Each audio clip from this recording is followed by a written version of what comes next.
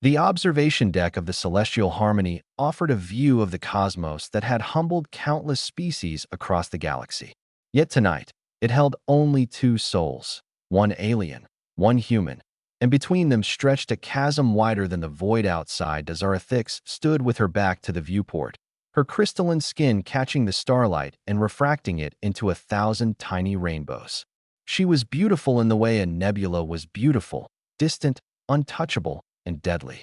Her people, the Valkyrie, were known throughout the galaxy as the untouched ones, beings whose very biology made physical contact fatal to most other species. "You shouldn't be here, Marcus," she said, her voice carrying the melodic quality of wind chimes in a storm.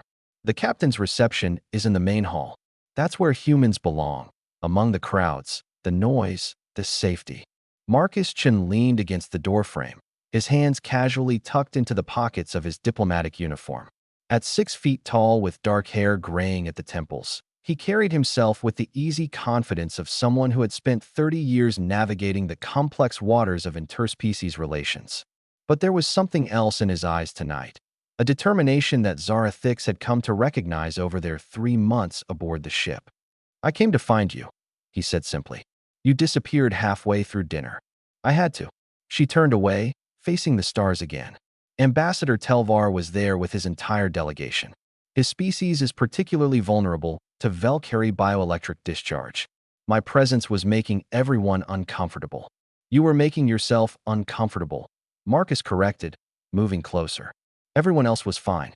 I was watching." Zarathix's shoulders tensed.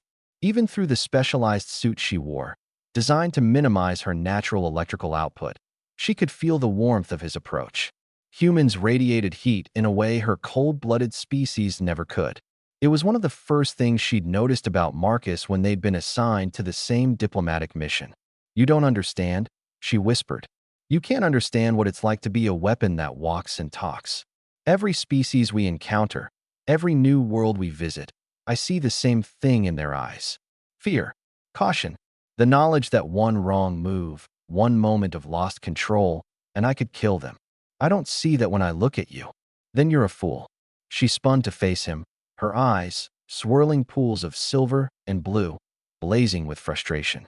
"Do you know what happened the last time someone touched me? Really touched me, skin to skin?" Marcus said nothing, but he didn't retreat. He never did. "I was young," Zarathix continued, her voice breaking slightly. "Barely into my adult years. There was a boy, Kethrin. He was I suppose you would call him my boyfriend. We were in love, or what we thought was love when you're young and stupid and believe the universe owes you happiness." She wrapped her arms around herself, a gesture Marcus had come to recognize as self-comfort. He wanted to prove that love could overcome anything. He'd been studying our biology, convinced he'd found a way to build up a tolerance to our bioelectric field. One night, under the 3 moons of our homeworld, he took off his protective gear and reached for my hand. "Zara," Marcus began, but she shook her head. "He died in my arms. Cardiac arrest from the electrical shock. They said he was dead before he hit the ground, but I felt him go. I felt his life drain away through our joined hands. I killed him, Marcus. I killed the person I loved most in the universe simply by being what I am." The silence that followed was heavy, broken only by the soft hum of the ship's engines. Outside, a distant star went supernova, its death throes painting the darkness with brilliant light. "That wasn't your fault," Marcus said finally. "Wasn't it?" Zarathix laughed bitterly. "I knew what I was. I knew the danger. But I let him convince me. Let him believe in a fantasy where we could be normal, where I could be normal. And he paid for my weakness with his life. So you've been punishing yourself ever since." It wasn't a question. Marcus had pieced together her story over months of careful observation, of watching her isolate herself, of seeing her flinch away from the casual touches that other species took for granted. "How long ago did this happen?" 17 standard years. 17 years, Marcus repeated, shaking his head. 17 years of keeping everyone at arm's length. Of wearing that suit, even though I know it makes you uncomfortable. Of leaving every social gathering early because you've convinced yourself you're a danger to everyone around you. "I am a danger. You're a person," Marcus interrupted, his voice sharp. "A person who experienced a tragedy and has let it define her entire existence. Do you know what I see when I look at you, Zara? I see someone brilliant, compassionate, and so desperate to connect with others that she's made herself an expert in everyone else's culture except her own. Zarathix stared at him. You don't know what you're talking about. Don't I? Marcus moved closer, now standing just a few feet away. You've memorized the greeting customs of 47 different species. You can navigate the political intricacies of the Galactic Council better than diplomats twice your age. You learned Earth's history and literature because you wanted to understand humanity. You did all of that because connecting with others is who you are, Zara. It's your nature. And you've been fighting against that nature for 17 years. Because my nature kills people. The words burst from her like a solar flare. My nature is death, Marcus. It's poison and pain and loss. Catherine wasn't the first person I hurt, just the one I loved most. When I was a child, I injured 3 different caretakers before they developed the isolation protocols. My own parents can't embrace me. Do you understand that? My mother can't hold her daughter without a meter of protective gear between us. I understand that you're in pain, Marcus said softly. And I understand that you're terrified. But Zara, you can't live your whole life in a cage of your own making. What would you have me do? She demanded. Pretend I'm not dangerous? Risk more lives on the chance that maybe, possibly, I might find someone whose biology can withstand contact with mine. I would have you believe that you're worthy of connection, of touch, of love. Marcus took another step forward. I would have you believe that some things are worth the risk. Zarathix felt her breath catch. Marcus, don't. 3 months ago, when you first came aboard this ship, I did my research, he continued, as if she hadn't spoken. I learned everything I could about the Valkyrie. Your biology, your history, your culture. Do you know what I found? She shook her head mutely. Your people aren't weapons, Zara. You're healers. On your homeworld, before you made contact with other species, the Valkyrie used their bioelectric abilities to stimulate cellular growth, to repair damaged tissue, to ease pain. It was only when you encountered species with different physiologies that your gift became a curse. That doesn't change what I am now, doesn't it? Marcus reached up slowly and began unfastening the collar of his uniform jacket. I also found out something interesting about human physiology. We're remarkably resilient, Zara. Our bodies can adapt to electrical stimulation. In fact, we've been using electricity for medical purposes for centuries. Defibrillation, nerve stimulation, pain management. Stop. Zarathix held up a hand, her voice desperate. Please stop. Don't do this. Do what? Marcus had removed his jacket now, standing before her in just his shirt. Tell you that I've spent the last 3 months watching you torture yourself? That I've come to care about you more than I should? That I lie awake at night thinking about what it would be like to hold your hand? You'll die. The words came out as a whisper. Like Catherine. Like everyone who's ever tried. Your human resilience won't matter when 10,000 volts stop your heart. Maybe. Marcus began rolling up his sleeves. Or maybe humans are different. Maybe our resistance to electrical current is higher than you think. Maybe the universe is finally giving you a chance at connection instead of isolation. And if you're wrong, Zarathix felt tears forming in her eyes, a rare occurrence for her species. If I kill you, Marcus, how am I supposed to live with that? How am I supposed to wake up every day knowing I killed another person who cared about me? How are you living now? Marcus asked gently. In your fortress of solitude, convinced that you're better off alone? Is that really living, Zara? Or is it just a slower form of dying? She had no answer for that. Because he was right, damn him. The last 17 years hadn't been life, they'd been existence. Going through the motions, performing her duties, but never truly connecting with anyone or anything. She'd become a ghost, haunting the edges of other people's lives without ever truly participating in her own. I'm afraid, she admitted, her voice small. I know. Marcus extended his hand, palm up, fingers steady. I'm afraid too. But I'd rather live one moment of genuine connection than a lifetime of safety. Zarathix looked at his hand, unprotected, vulnerable, offered freely. It would be so easy to refuse, to retreat into her familiar isolation, to protect him by pushing him away, just as she'd pushed away everyone else who'd tried to get close. But she was so tired. Tired of being alone. Tired of flinching away from accidental contact. Tired of watching other species embrace, hold hands, share the casual intimacy of touch while she remained forever separate.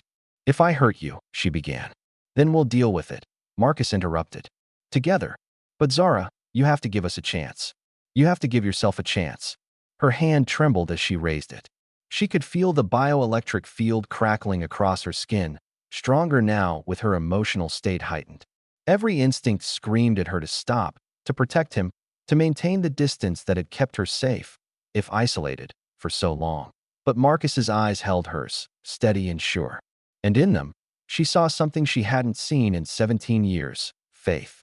Not in her abilities or her control, but in her.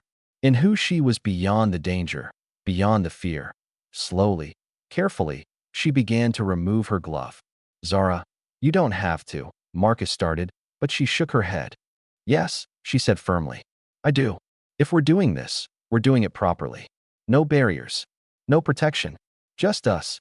The glove came off, revealing skin that seemed to glow with its own inner light. She could see the electricity dancing across her fingertips, tiny arcs of power that had meant death to others. Her hand continued its journey through the air, closing the distance between them with agonizing slowness. I'm sorry, she whispered. For whatever happens next, I'm so sorry. Don't be, Marcus replied. Whatever happens, I chose this. I choose you. Their fingers touched. For one crystalline moment, time seemed to stop. Zarathix felt her bioelectric field connect with Marcus's nervous system, felt the current flow from her body to his. She braced herself for his collapse, for the terrible familiar sensation of life draining away beneath her touch. But Marcus didn't fall. His hand didn't go rigid. Instead, his fingers curled gently around hers, his skin warm and alive against her own. It tingles, he said, his voice filled with wonder. Like pins and needles, but not painful. It's actually kind of pleasant. Zarathix stared at their joined hands in disbelief. The electricity was still there. She could see it, feel it flowing between them. But Marcus's heart kept beating. His breathing remained steady. He was smiling. How? The word came out as a gasp. How is this possible? I told you, Marcus said, his smile widening as he brought his other hand up to clasp hers fully. Humans are resilient. And maybe, just maybe, the universe decided it was time to give you a break. The tears came then, flowing freely down Zarathix's crystalline face. 17 years of isolation, of fear, of believing she was fundamentally broken, and all it took was one human who refused to accept her self-imposed exile. I don't understand, she sobbed. Catherine died. The caretakers were hurt. My own parents. We're all different species, Marcus reminded her gently, pulling her closer. With different physiologies, different tolerances. You weren't wrong to be afraid, Zara. But you were wrong to think you could never find someone who could withstand your touch. Slowly, carefully, Marcus wrapped his arms around her. Zarathix stiffened, terrified that this larger contact would be too much, that his heart would finally give out. But he only held her tighter, his warmth enveloping her in a way she'd forgotten was possible. You're not alone anymore, he murmured into her hair. Do you hear me? You're not alone. And as Zarathix buried her face in his shoulder, feeling the steady beat of his very much alive heart against her chest, she finally let herself believe it. Let herself believe that maybe, after 17 years of darkness, she'd found her way back to the light. Outside the viewport, the stars continued their eternal dance. But inside the observation deck of the celestial harmony, two beings from different worlds held each other, defying the odds and proving that sometimes connection was stronger than fear. Sometimes love was worth the risk, and sometimes all it took was one person willing to reach out their hand and say, I'm not afraid. Marcus pulled back slightly to look at her face. So, he said, his eyes twinkling with humor even as his voice shook slightly with emotion. Now that we've established that I won't die from holding your hand, would you maybe want to have dinner with me? A real dinner, not a diplomatic function. Just us. Zarathix laughed through her tears, a sound of pure joy that she hadn't made in years. Yes, she said. Yes, I would like that very much. As they stood together in the starlight, hands still intertwined, Zarathix felt something she'd thought lost forever. Hope. Hope that her story wasn't over. Hope that she could have the connection, the intimacy, the touch that she'd denied herself for so long. And hope that maybe, just maybe, The human holding her hand would be the one to show her that she was never the monster she believed herself to be. She was just Zarathix. And that was enough. That it had always been enough.